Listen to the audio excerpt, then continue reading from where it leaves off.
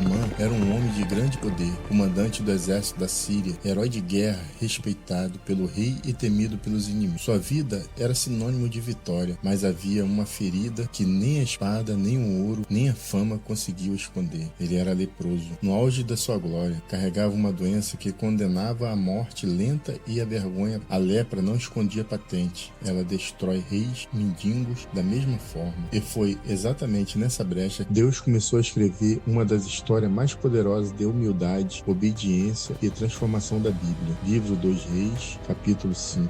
A voz improvável que mudou tudo. Cativa de guerra, aquela menina israelita foi arrancada à força de sua terra natal e foi levada como escrava para Damasco, capital da Síria, para servir à casa de Naamã. Ela trabalhava diretamente para a esposa de Naamã. Foi ali, ao ver o sofrimento do general, que ela contou à sua senhora que havia um profeta em Israel que poderia curá-lo. Mesmo longe de casa, em uma terra estrangeira e hostil, ela nunca abandonou a sua fé no Deus de Israel, nem no poder do profeta Eliseu. Guide my path in the darkness. Amen. Naamã ficou dias trancado no quarto, andando de um lado para o outro, lutando numa batalha interna feroz, pensando: uma escrava, eu, o grande general, vou dar ouvido a uma menina cativa? O que meus guardas vão pensar? O que meus oficiais vão dizer quando souberem que uma menina única, souberem que minha única esperança veio de uma israelita, uma inimiga? Seu orgulho gritava mais alto que a dor da lepra. Ele se sentia humilhado só de considerar a ideia, mas aquela pequena missionária involuntária falou com fé simples e ousada: ó meu Senhor, se estivesse diante do profeta que está em Samaria, ele o restauraria da sua lepra. Foi essa menina sem nome, sem posição e sem poder que deu o primeiro passo para dar os milagres mais poderosos do Antigo Testamento. Muitas vezes a solução vem de onde menos esperamos, e o orgulho quase fez Naamã perder o milagre. Mesmo resistindo com todas as forças, a dor da lepra e o desespero acabaram sendo maiores que o orgulho. Naamã tomou uma decisão difícil. Foi até o seu rei, pela primeira vez expor a sua doença, contou sobre o conselho da serva israelita e disse que queria ir a Israel procurar o profeta Eliseu. O rei, que tinha grande apreço por seu general, não hesitou, escreveu pessoalmente uma carta ao rei do Israel pedindo que recebesse Naamã e o curasse da lepra. Assim Naamã partiu com toda a pompa real, carro de guerra, cavalos, uma grande comitiva de servos, 10 talentos de prata, 6.000 ciclos de ouro e 10 mudas de roupa finas. Levava consigo a carta do rei da Síria ao rei de Israel. Ao chegar, o rei de Israel leu a carta que dizia: envio-te Naamã, meu servo, para que cures de sua lepra. Em desespero e impotência, o rei rasgou sua veste e exclamou: sou eu Deus, para dar morte ou a vida? Ele viu naquilo uma armadilha política. Temia que o rei da Síria estivesse procurando um pretexto para declarar guerra novamente. Se não conseguisse curar o general, a Síria teria motivo justo para invadir Israel. O rei de Israel estava focado apenas no problema humano e político, esquecendo completamente que havia um profeta de Deus em sua própria terra. Foi então que Eliseu soube do desespero do rei e mandou dizer: por que rasgaste as tuas vestes? Deixa-o vir a mim e saberá que há um profeta em Israel. Naamã, ainda cheio de expectativa, foi à casa de Eliseu, esperando honras, cerimônias grandiosas e um grande espetáculo de cura. Mas Deus tinha outros planos. Eliseu nem saiu de casa, enviou apenas um mensageiro com uma ordem simples e humilhante: vai, lava-te 7 vezes no Jordão e a tua carne será restaurada e ficará limpo. Naamã enfureceu-se. Esperava que ele saísse, invocasse o nome do Senhor, passasse a mão sobre mim, comparou o Jordão com o rio limpo de Damasco e quase voltou para casa sem cura. A lepra não estava na pele, mas o verdadeiro obstáculo era o que estava dentro dele. Primeiro, o orgulho. Ele era um herói de guerra, esperava um tratamento de autoridade para autoridade. Quando Eliseu mandou apenas um mensageiro, o ego de Naamã foi profundamente ferido.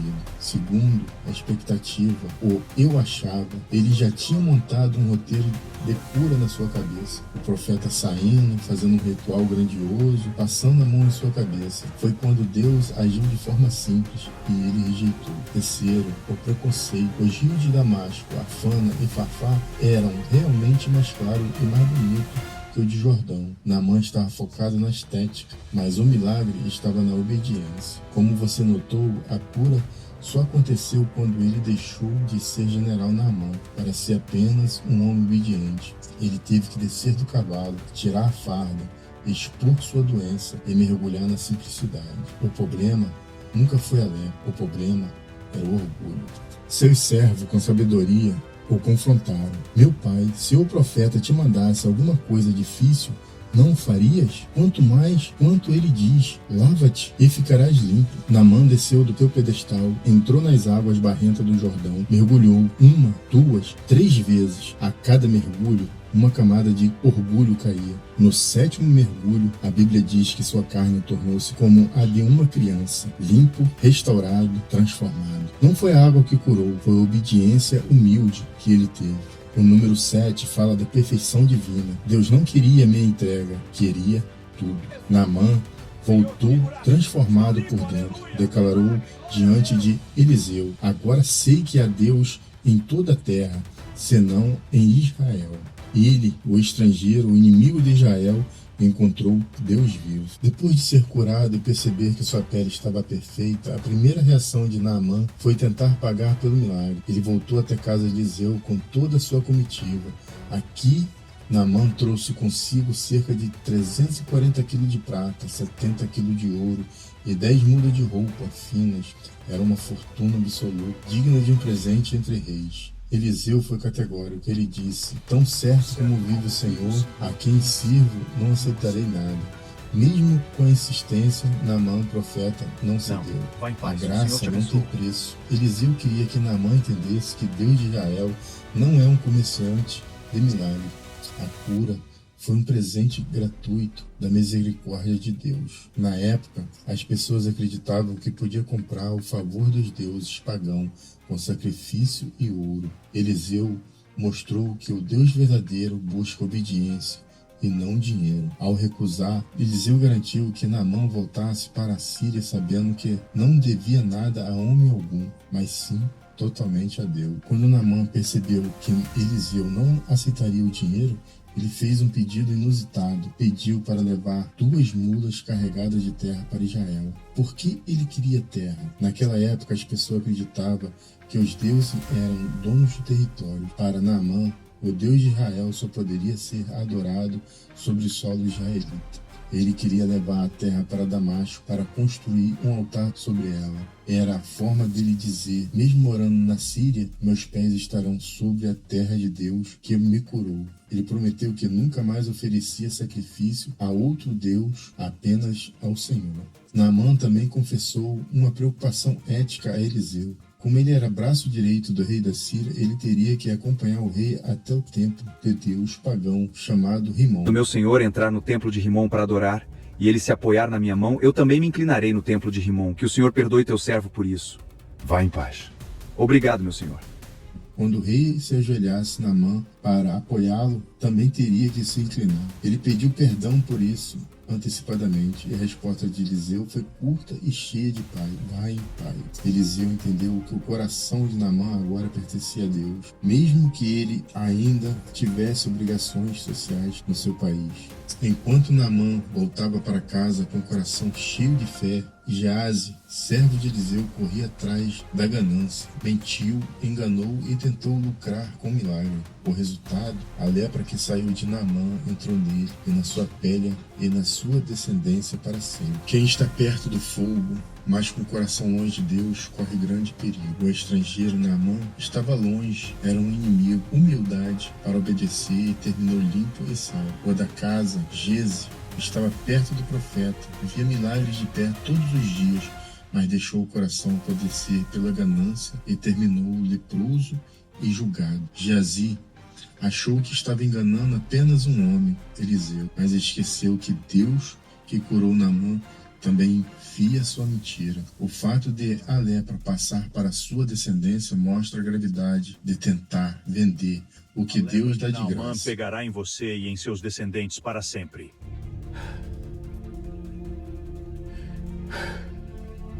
Mais importante do que estamos perto de coisas sagradas. Essa história deixa um alerta valioso. O mais importante do que onde estamos, perto de coisas sagradas, como está o nosso coração. E Jesus usou a história de Naamã para dar um choque de realidade nas pessoas que achavam melhores que as outras por causa de sua religião. Isso aconteceu logo no início do ministério deles. Lucas 4, versículo 27. O ponto de Jesus foi o seguinte: graça não tem fronteira. Jesus lembrou que no tempo do profeta Eliseu havia muito leproso em Israel, o povo escolhido, mas nenhum deles foi curado. O único purificado foi Naamã, o síria, um estrangeiro e inimigo político. Jesus estava mostrando que, às vezes, quem está dentro da igreja ou da religião se torna tão acostumado com as coisas de Deus que perde a fé e o respeito. Enquanto isso, alguém de fora, com coração humilde, recebe um milagre. Os religiosos ficaram tão furiosos ao ver que um estrangeiro pagão foi preferido por Deus em vez do israelita da época que tentaram expulsar Jesus da cidade.